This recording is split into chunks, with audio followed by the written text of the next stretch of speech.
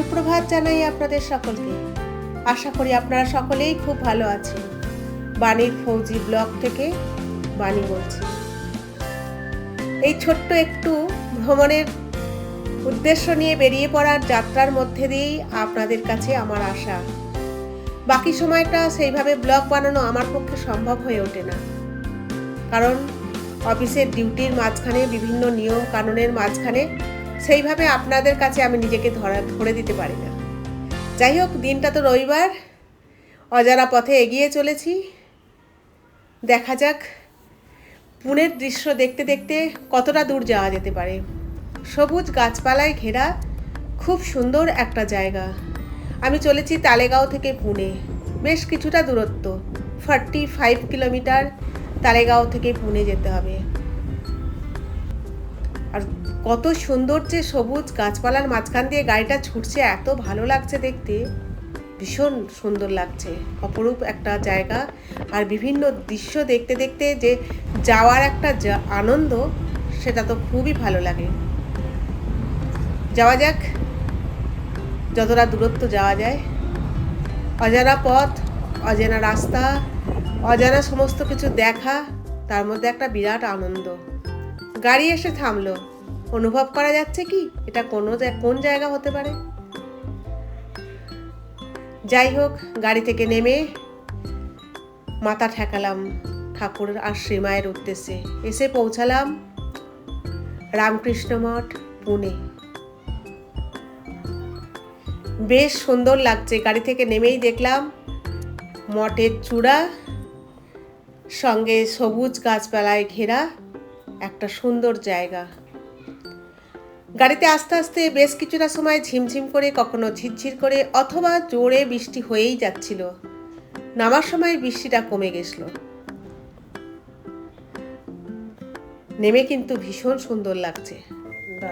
ঠাকুর শ্রীমা স্বামীজির দর্শনের উদ্দেশ্যে মঠের প্রায় কাছাকাছি চলে এসেছি, কিন্তু তার আগে এই সবুজ গাছপালা, ক্যামেরা বারবার ওদিকেই চলে যাচ্ছে, এত সুন্দর সবুজ গাছপালা। যাওয়া যাক ভেতরে, যেখানে আমার ঠাকুর শ্রীমা বসে আছেন। এই তিনজনের প্রণাম আর তিনজনের দর্শন, এই যেন একটা ভীষণ আনন্দ।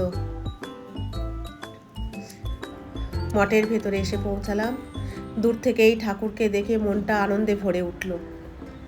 যেখানেই যাই না কেন, এই মঠে আসার যে একটা আলাদা আনন্দ, আলাদা অনুভূতি, সেটা বোধহয় আর প্রকাশ করার অবকাশ রাখে না।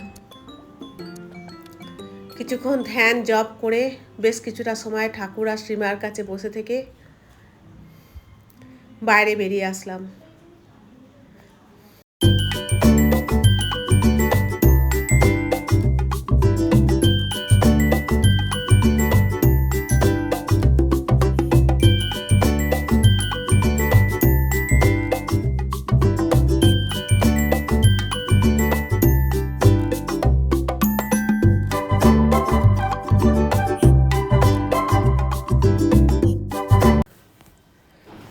চারিদিক ঘুরে দেখার পর মনটা ভীষণ সুন্দর লাগছে।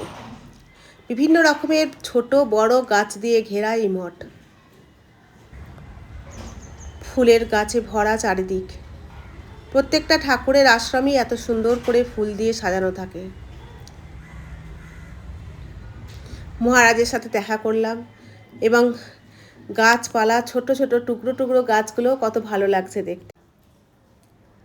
মঠের কার্যালয়ের উদ্দেশ্যে এগুলাম।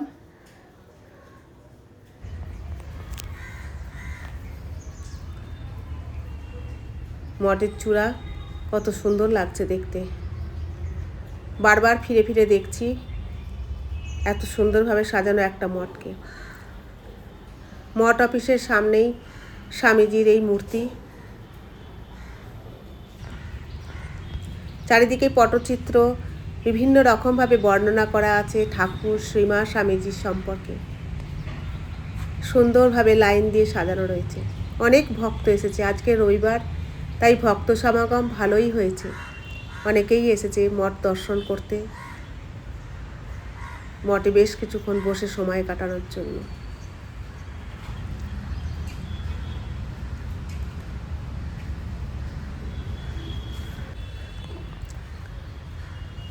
যেদিকেই দু চোখ যায় সেদিকেই সবুজ গাছপালায় ঘেরা, সবুজের সমারোহ। ঘুরে দেখতে বেশ ভালো লাগছে। বড় বড় গাছের মাঝখান দিয়ে মঠ। বৃষ্টিতে রাস্তাটা এতটাই পিছল, বেশি হাঁটতেও ভয় লাগছে। চারিদিক তো মার্বেল পাথরের বাঁধানো রাস্তা, আর সেখান দিয়ে ভীষণ স্লিপ রাস্তার মধ্যে। প্রাচীন বটবৃক্ষ, মঠের পিছনেই ছিল এই সুন্দর একটা বটবৃক্ষ। অনেক দিনের পুরানো দেখেই মনে হচ্ছে। ঠাকুরের আশ্রমে গাছপালার কোনো অভাব নেই।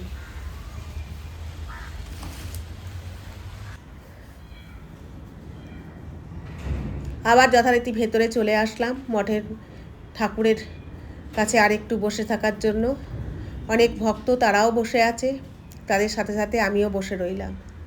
ঠাকুরের ভোগ আরতি হয়ে যাওয়ার পর একটু ভোগ প্রসাদ পাওয়ার উদ্দেশ্যে যেখানে সভাগৃহ সেখানে গেলাম। খুব সুন্দরভাবে সাজানো ভোগ, মার পদতলে বসে বসে ভোগ খাওয়ার যে আনন্দ, সত্যি অসাধারণ। ভোগ খেয়ে ঠাকুরকে প্রণাম করে বেরিয়ে পড়লাম মঠ থেকে। অনেক দিন পর আজকে একটা ভালো পার্লারে আসলাম হেয়ার ট্রিটমেন্ট করতে। পুনেতে এসে থেকে এত অস্বাভাবিক হারে চুল উঠে যাচ্ছে, হয়তো ওয়েদারের জন্য।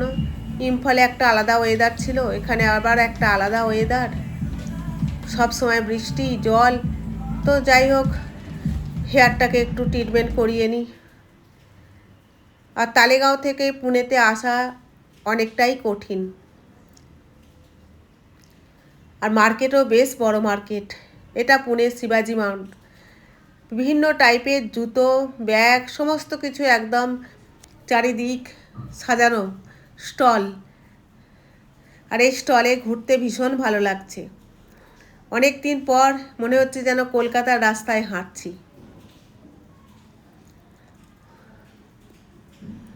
সব কিছু দেখতে দেখতে এগিয়ে যাচ্ছি, আর কলকাতাকে মিস করছি। যাই হোক, শিবাজীনগর রেলওয়ে স্টেশনে এসে পৌঁছালাম। শিবাজীনগর থেকে তালেগাঁও ফিরব ট্রেনেতে।